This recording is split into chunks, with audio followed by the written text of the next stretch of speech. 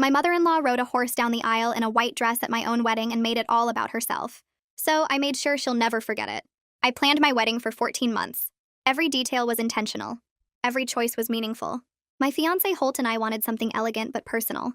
We chose an outdoor venue at a vineyard with rolling hills and a long pathway where the bridal party would walk before the ceremony. The entourage was supposed to be simple.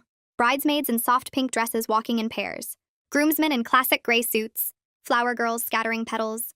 Then me, walking alone because my father passed years ago and I wanted to honor that absence rather than replace him. It was all planned down to the minute.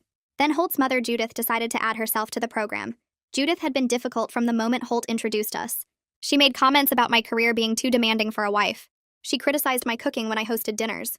She suggested I change my hairstyle, my wardrobe, my opinions on everything. She told Holt privately that he could do better, but since he was set on me, she would tolerate the situation. Tolerate. Like I was a condition she had to endure, rather than a person her son loved. During the wedding planning, Judith inserted herself into every decision. She wanted to change the venue to somewhere more prestigious. She wanted to invite 60 people I'd never met because they were important to her social circle. She wanted the bridesmaids in a different color because pink washed her out in photos. When I politely declined her suggestions, she complained to Holt that I was excluding her. He defended me, but she kept pushing. The entourage issue came up 3 months before the wedding. Judith announced she wanted to be part of the processional. I told her we had assigned roles for family members and she was welcome to do a reading during the ceremony instead. She said readings were boring and nobody remembered them. She said she deserved a visible role since she was the mother of the groom. I said traditionally the mother of the groom is seated before the processional begins. She said tradition was outdated and I was being rigid. I stood firm. The entourage would be the bridal party, the flower girls, and me. Parents would be seated. End of discussion. Judith seemed to accept this. She stopped bringing it up. She even complimented the final program when we sent it to family. I thought we had reached an understanding. I was very wrong. The wedding day arrived and everything started beautifully. The bridesmaids followed in their soft pink dresses. The flower girls scattered petals perfectly. Then it was supposed to be my turn. Instead, I heard gasps from the guests. My maid of honor rushed back to me with wide eyes. She said Judith was on the pathway, with a horse. I didn't understand at first. I asked her to repeat it. She said Judith had appeared from the side of the venue riding a white horse in a cream-colored gown that looked almost bridal. She was slowly making her way down the entire pathway, while guests watched in stunned silence. Judith had hired the horse without telling anyone. She'd arranged for someone to bring it to the venue secretly. She'd timed her entrance to happen right before mine so every eye would be on her. She wanted to steal my moment, and she'd succeeded. By the time I walked down that pathway, guests had already witnessed the spectacle of my mother-in-law on horseback, in a dress that bordered on white. Some people were still whispering about it. Some were trying not to laugh. My entrance felt like an afterthought to the circus that preceded it. The ceremony happened. I said my vows and meant every word. Holt looked horrified about what his mother had done. He mouthed sorry to me twice during the readings, but the damage was done. My walk down the aisle would forever be overshadowed by Judith's horse parade. At the reception, Judith acted like nothing unusual had happened. She smiled and accepted compliments on her dramatic entrance. She told people she wanted to honor the historic vineyard setting with something memorable. She said the bride didn't mind because they had discussed it beforehand. I didn't want to cause a scene on my wedding day. I smiled and danced and cut the cake and pretended everything was perfect. But I was already planning. The next major family event was Judith's 60th birthday party 2 months later. She had been planning it for a year. She rented a ballroom and invited 200 people. She had a specific vision for how the evening would unfold. There would be a grand entrance where she descended a staircase while her favorite song played. Everyone would watch her make her way down, and then applause would follow. She talked about this entrance constantly. It was going to be her moment. I offered to help with some of the party logistics. Judith was surprised but pleased. She thought I was finally accepting my place in her family. She gave me a list of small tasks, including coordinating with the DJ about timing for her entrance. I coordinated perfectly, just not the way she expected. Meeting Leonardo the DJ had been surprisingly easy. When I called to go over the timing details, I mentioned I was the bride from the vineyard wedding where his mother-in-law rode a horse down the aisle. He remembered it immediately and laughed in disbelief. I told him I was handling coordination for Judith's party and had a proposal. $300 cash, and he would switch the song at a specific moment during her entrance. Leonardo was quiet for a moment before saying he'd do it for $200, just because the horse story was so outrageous. We met at a coffee shop the week before the party to finalize the details, and I handed him the cash in an envelope. On the night of the party, Judith positioned herself at the top of the staircase. The DJ announced her. The music began. She started her descent with a practiced smile and careful steps. Halfway down, the music changed. The song switched from Judith's elegant classical piece to something cheerful and bouncy with lyrics about someone who always needs to be the center of attention. I stood near the DJ booth watching her face freeze halfway down those stairs. Her practiced smile turned stiff and fake as she tried to figure out what was happening. The 200 guests went quiet for a second before someone started laughing. Then more people joined in with nervous giggles and confused whispers. Judith kept walking down those stairs, but her whole body looked tense and wrong. The song kept playing with its silly lyrics about people who make everything about themselves. Some guests were covering their mouths, trying not to laugh out loud. Others looked embarrassed for her. A few pulled out their phones to record what was happening. Judith reached the bottom of the staircase with that frozen smile still on her face and her cheeks bright red. My heart was racing, but I felt good watching her moment get ruined just like she ruined mine.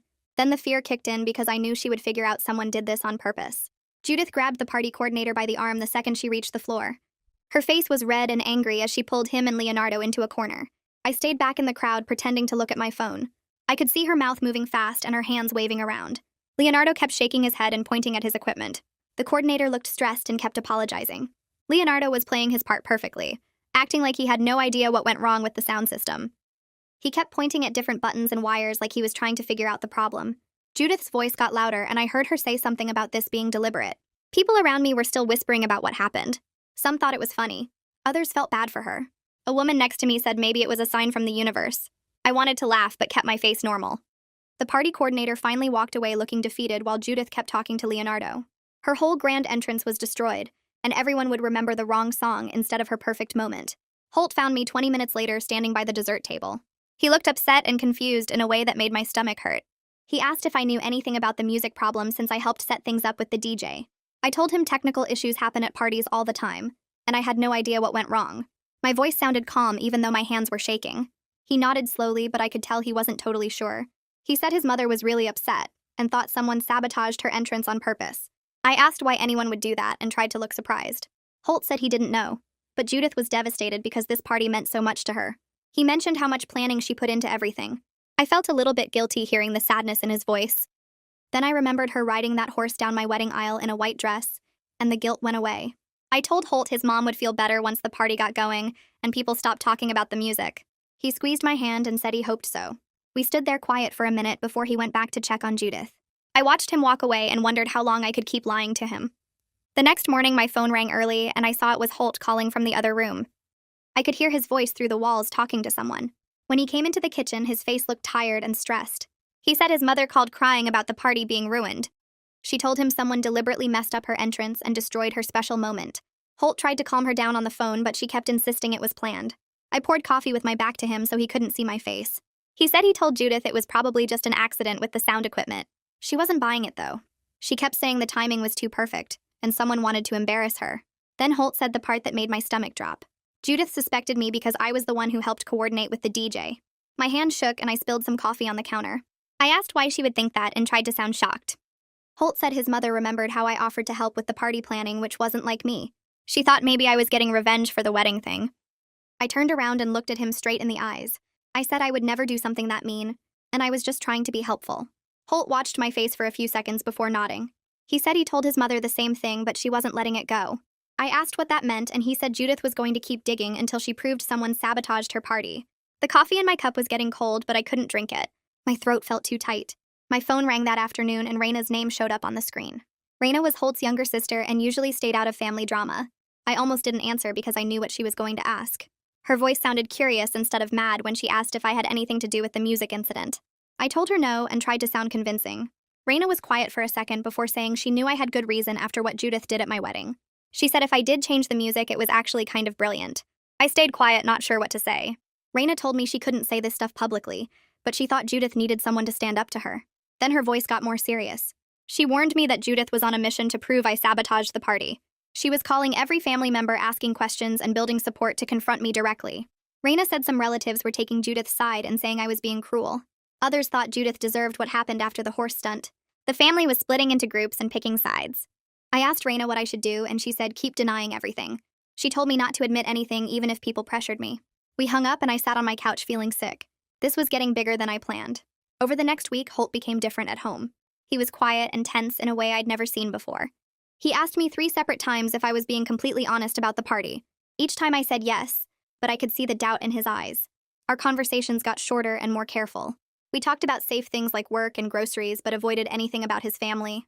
At night, we used to watch shows together on the couch, but now he stayed in his office longer. I started going to bed early to avoid the uncomfortable silence between us. On Thursday, he came home late from work and barely said hello. I made dinner, but he said he already ate. We sat in the living room on opposite ends of the couch looking at our phones. The space between us felt huge, even though we were only a few feet apart. I wanted to tell him the truth, but I was scared of what would happen. Friday night, I tried to talk to him about normal stuff, but his answers were short. He went to bed before me and was asleep when I came into the bedroom. I lay there in the dark, wondering how long we could keep living like this. Judith refused to come to a family dinner we planned for Sunday. Holt got a text from her saying she couldn't be around me until I admitted what I did and apologized. He showed me the message and I could see how hurt he was. His father Atticus called later that evening. His voice was gentle but firm when he said Judith was genuinely upset about the party incident. He suggested maybe I should apologize even if I didn't do anything wrong, just to keep peace in the family. I told him I wouldn't apologize for something I didn't do. Atticus sighed and said sometimes being right wasn't as important as being kind. I said I was tired of always being the one who had to give in to keep Judith happy. He was quiet for a long moment before saying he understood my frustration. Then he added that Judith was his wife and the mother of his children and he had to support her. I could hear the disappointment in his voice when we said goodbye. I sat holding my phone, feeling angry and alone. Everyone expected me to fix this by admitting something I kept denying. But if I admitted it, then I proved Judith right about me being vindictive and mean. 2 weeks after the party, I met Hazel for lunch downtown. She looked uncomfortable when she told me what she'd been hearing from people. Judith was telling extended family members and friends that I was unstable and couldn't handle her strong personality. She was using the party incident as proof that I was cruel and vindictive. Hazel said some of the family friends were believing Judith's version of events. They thought I was a young wife trying to push out the mother who raised Holt. Judith was painting herself as the victim of a daughter-in-law who wanted to cut her out of her son's life. I felt betrayed and angry listening to all this. Hazel reached across the table and squeezed my hand. She said Judith was conveniently leaving out the part about riding a horse down the aisle at my wedding in a white dress. But people who weren't there didn't know that story as well. They only heard Judith's side about her birthday party getting ruined. I asked Hazel what I should do, and she said I needed to decide if winning this fight was worth losing my marriage. I went home that day feeling worse than before. My reputation was destroyed while Judith played the victim to anyone who would listen. Raina stopped responding to my texts as fast as she used to. When I invited her to lunch, she said she was busy with work. I could tell she was trying to stay neutral, but Judith was pulling her toward taking sides. Raina sent me a message saying her mom was putting pressure on her to publicly support her. She said she thought both the horse incident and the music revenge were equally ridiculous, but she couldn't say that to Judith. I understood, but it still hurt watching another person get pulled away from me. The family was splitting into camps and the middle ground was disappearing. People who tried to stay neutral were getting pushed to pick a side. I realized my revenge wasn't just between Judith and me anymore. It was creating divisions that spread through the whole family, affecting everyone. Cousins were arguing with each other. Holt's relatives were gossiping about me. Some family friends stopped inviting us to events because they didn't want the drama. I thought changing the music would make me feel better about the wedding, but instead it started a war that kept growing bigger. 3 weeks after the party, Holt came home from visiting his parents looking exhausted. He sat down on the couch and said we needed to have a serious talk about our marriage. My heart started racing as he told me he couldn't keep living in a house where his wife and mother were at war. Something had to change or he didn't know what would happen to us. He looked me straight in the eyes and asked point blank if I sabotaged the music at his mother's party. He said he needed the truth to figure out how to move forward. I saw real pain in his face that made me feel terrible. His eyes looked tired and sad in a way that scared me. I opened my mouth to deny it again, but the lie wouldn't come out. I sat there frozen, knowing this was the moment that would decide everything. I told him yes. I said I changed the music at his mother's party because she ruined my wedding and I wanted her to feel what that was like. Holt's face went through several changes in the space of a few seconds. First shock with his eyes getting wide and his mouth opening slightly. Then disappointment that made him look away from me toward the wall. Finally, resignation as his shoulders dropped and he let out a long breath. He sat there quiet for what felt like forever, but was probably only 2 or 3 minutes. The silence made my heart beat faster and my hands start to sweat. When he finally spoke, his voice was calm, but tired. He said he understood why I did it, but wished I had talked to him first instead of going behind his back and making everything worse. I tried to explain that talking wouldn't have changed what Judith did to our wedding, but he cut me off. He said that wasn't the point. The point was we were supposed to be partners who handled problems together, not people who went off and did things that affected both of us without discussion. We talked for over 2 hours that night, sitting on opposite ends of the couch with too much space between us. Holt said we needed to set real boundaries with his mother about what behavior we would accept and what we wouldn't. He said we also needed to figure out how we handled conflicts as a couple, because clearly we weren't doing it right. I realized during that conversation that my revenge hadn't solved anything. Judith's horse stunt still happened and my wedding was still ruined by it. But now I had also ruined her party and damaged my marriage and created a family war that was spreading to everyone around us. I felt worse sitting there than I had felt watching Judith ride that horse down the aisle. At least on my wedding day, I had righteous anger to fuel me. Now I just felt tired and stupid and ashamed. A few days later, Hazel came over with coffee and pastries from the bakery we both liked. She sat down at my kitchen table and looked at me with the expression she got when she was about to say something I wouldn't want to hear. She started gently by asking how things were going with Holt and his family. I told her about the conversation where I admitted what I did and how Holt reacted. She nodded and ate some of her pastry before speaking again. She said she needed to tell me something as my friend, even though it might make me mad. She said when this whole thing started with the horse at my wedding, she was completely on my side and thought Judith was awful.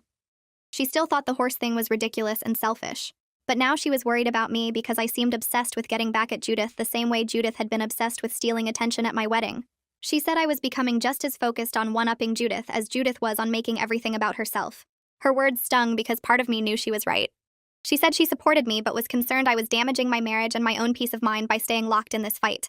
She asked if winning against Judith was worth losing Holt or becoming the kind of person who sabotaged parties and lied about it. I wanted to argue with her but couldn't find the words. She was right, and I had been. So focused on getting even that, I didn't notice I was turning into someone just as petty as my mother-in-law. 2 weeks later, Holt said we needed to go to a family barbecue at his parents' house. I immediately said no, but he insisted.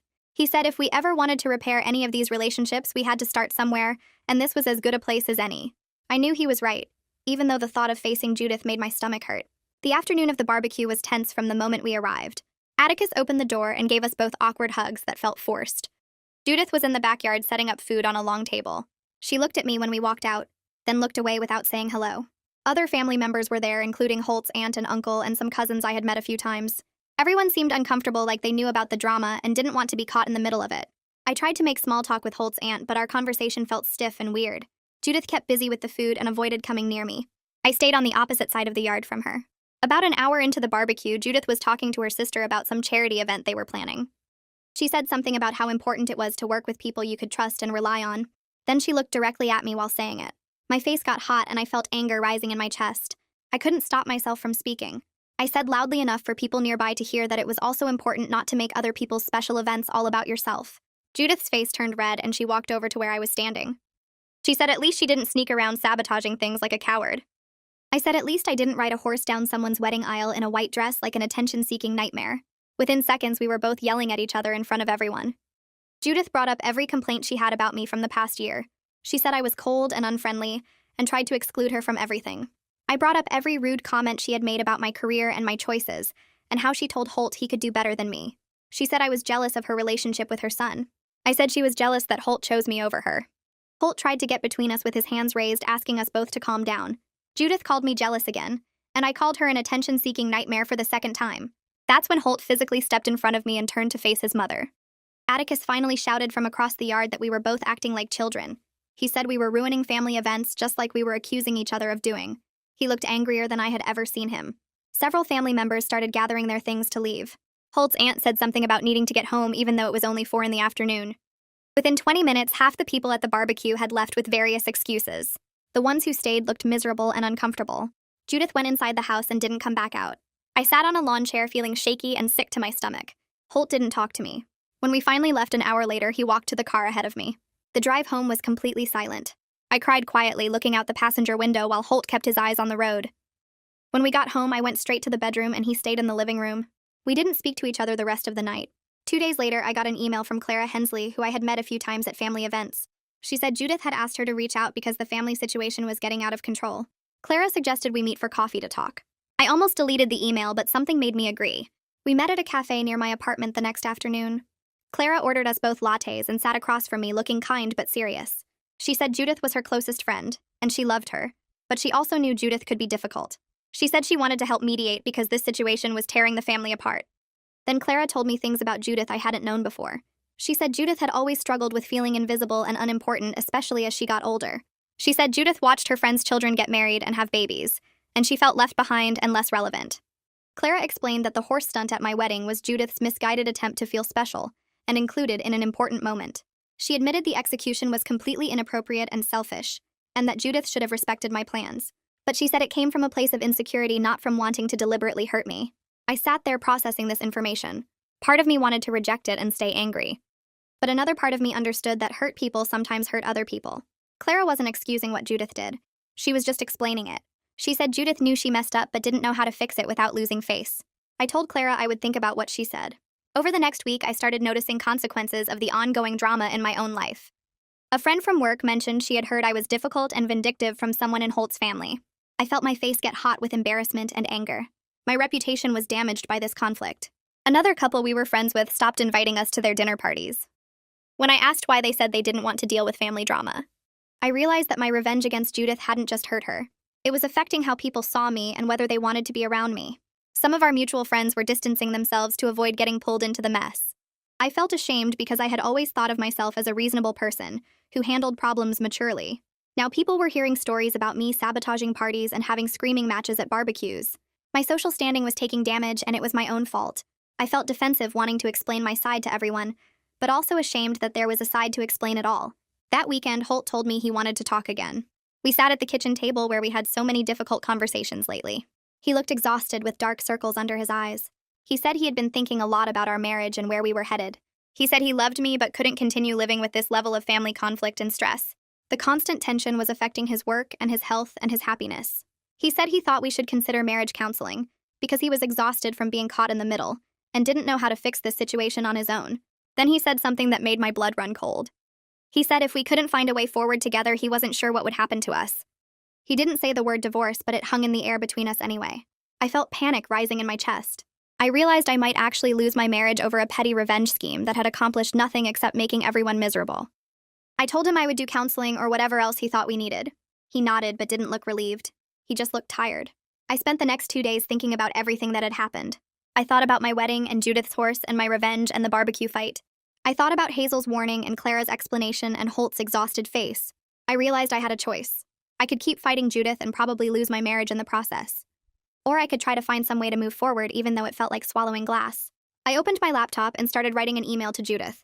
I deleted it and started over 3 times. I finally settled on something that acknowledged the music incident was wrong without quite apologizing. I said we were both guilty of making family events about our conflict, instead of about the people those events were supposed to celebrate. I suggested we try to move forward for Holt's sake, and for the sake of the family, even if we were never going to be close friends. I read it over 5 times, checking every word.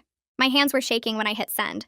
I felt like I was giving up or admitting defeat, but I also felt like it was the only option left that didn't end with me losing everything. 3 days passed with no response. I checked my email constantly, wondering if Judith had even read it. Then on the 4th day, her reply appeared in my inbox. I stared at it for a full minute before opening it. The email was surprisingly measured compared to what I expected. Judith acknowledged that the horse incident was inappropriate, and that she should have respected my wedding plans. She didn't apologize outright, but admitted she sometimes got carried away seeking attention and recognition. She said she understood why I was angry, even though she wished I had handled it differently. She agreed to try to coexist peacefully for Holt's sake. Her tone made it clear she was doing this for her son rather than for me. But honestly, that was fine because I felt exactly the same way. We weren't doing this because we liked each other or wanted to be friends. We were doing it because we both loved Holt and didn't want to keep hurting him. The following week, Holt arranged for the 4 of us to meet with a family therapist Clara had recommended. Walking into that office felt like walking into a courtroom. The therapist was a woman in her 50s with gray hair and a calm expression. She had us all sit in a circle and explained that her role was to help us communicate better and establish boundaries everyone could agree on. The session was uncomfortable with long silences and careful word choices, but it was also productive in ways I didn't expect. The therapist helped us talk about specific behaviors that needed to change. Judith agreed not to insert herself into our major life events without being invited. I agreed not to retaliate when she overstepped instead of talking to Holt first. We established a trial period of limited contact with structured family gatherings where both of us committed to civil behavior. Having a neutral third party there made the agreements feel more real and binding. Nobody was happy when we left, but we all seemed less angry. Atticus looked relieved. Holt looked hopeful for the first time in weeks. Judith and I didn't hug or even really look at each other. But we had taken a first step towards something that might eventually become peace. Over the next month, Holt and I sat down every few nights to talk about his mother and what we wanted our marriage to look like. We picked a regular time after dinner when we were both calm and not already fighting about something. He started bringing up boundary issues with Judith before they turned into problems, calling her when she suggested dropping by unannounced instead of just letting her show up. I made myself tell him when something his mother said bothered me instead of planning revenge in secret. Our relationship felt different in ways I hadn't expected. We were actually dealing with problems instead of avoiding them or letting them explode. But every time Judith's name came up in conversation, I still felt my shoulders tense. Holt noticed it too, the way his voice got careful when he mentioned his mother. The hurt from everything that happened was still there under the surface. We were building something stronger, but the foundation had cracks we both knew about. 6 weeks later, we went to a family dinner at Atticus and Judith's house. I spent the drive over reminding myself to stay calm and let things go. Judith made a comment during the meal about how my career kept me so busy that Holt probably felt neglected at home. Normally, I would have snapped back or made a sharp comment about mothers who couldn't let their sons grow up. Instead, I took a breath and focused on cutting my food. Holt jumped in smoothly and changed the subject to a project he was working on at his job. Judith looked surprised but didn't push it further. Later, I was helping clear dishes and organizing some family photos that were scattered on the counter. Judith came over and actually said I had a good eye for arranging things. It wasn't a big compliment, but it was real. We had a brief conversation about photography that felt almost normal. The moment was weird and uncomfortable because we were both being careful with our words, but it was progress. We were trying. I could tell she was still wary of me, and I definitely felt the same about her. That probably wasn't going to change. But we were in the same room being civil, and that was something. Looking back now, I can see that both the horse incident and my revenge were signs of bigger problems in how our family worked. The satisfaction I felt watching Judith's entrance get ruined at her party lasted maybe 5 minutes. Then came months of stress and fighting and almost losing Holt. I learned that getting even doesn't actually make you feel better. It just creates new problems and makes everything worse.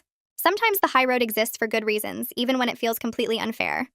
I wanted to hurt Judith the way she hurt me, but all I did was hurt myself and my marriage. The revenge felt good in the moment, but it cost me so much more than it was worth. Judith and I will never be close. There's still awkwardness at family events and probably always will be. But we've reached a workable peace where we're polite and keep our distance from each other. Holt seems relieved that he can have both his wife and his mother in the same room without warfare breaking out. Honestly, that's enough for now. I still think her horse stunt was ridiculous and selfish. She probably still thinks my music revenge was petty and mean. But we've agreed to stop trying to one-up each other and just focus on coexisting. Life isn't perfect or completely resolved. It's manageable, though. Sometimes that's the best you can hope for with difficult family dynamics.